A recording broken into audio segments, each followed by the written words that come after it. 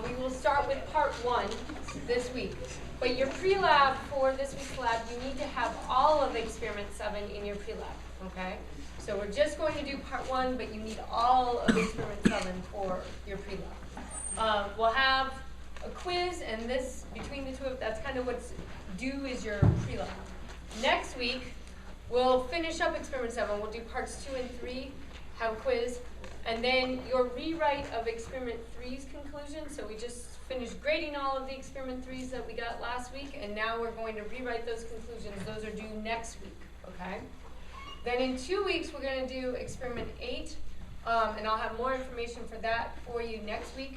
And then your experiment 6 report, so what you did before we left for fall break, experiment 6 report sheet and conclusion will be due that week, okay? So we're now in this series of, we keep doing experiments and things keep being due as well, okay?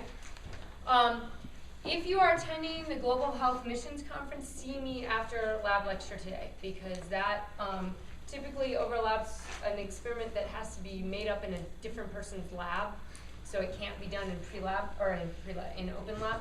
So if you're attending that, and especially if you're in a Thursday lab, come see me after lab or after lab lecture.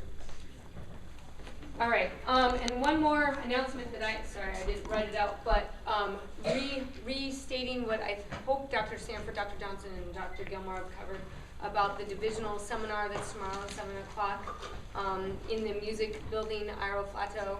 That'll be a really good seminar, and they're giving you extra credit for it, right? So go for the extra credit, but it'll also be a really, really good seminar.